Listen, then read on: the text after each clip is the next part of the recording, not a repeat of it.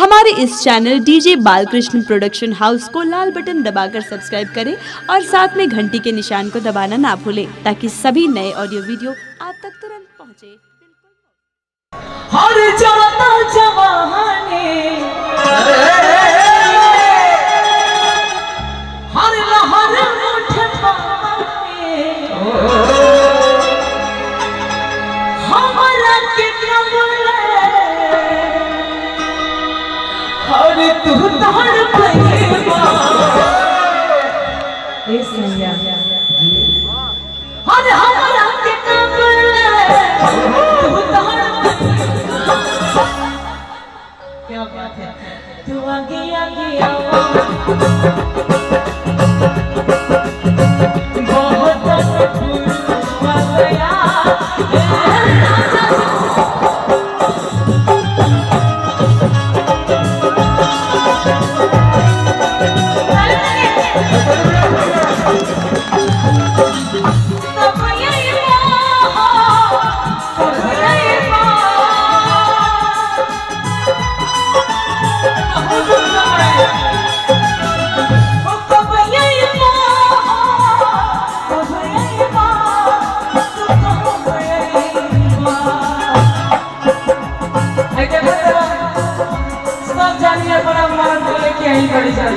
लेकिन अपने घरे पड़ोस पड़ोसी के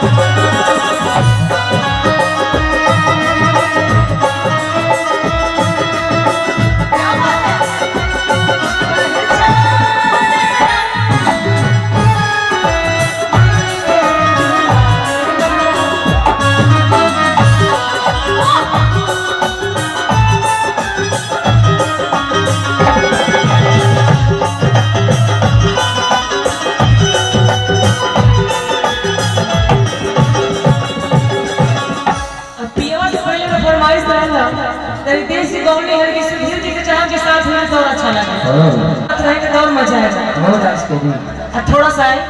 अजहरा में न रहिला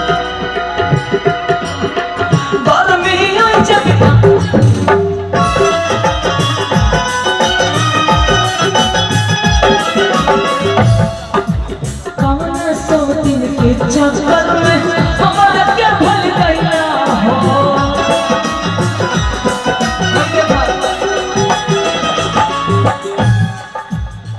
दिलवा के नाता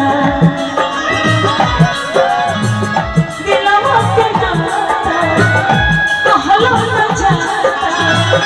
तेरा हाथ याद में कबल हम वही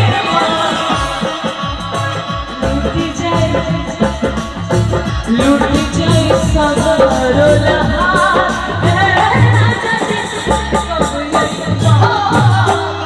बहुत गया राजा जी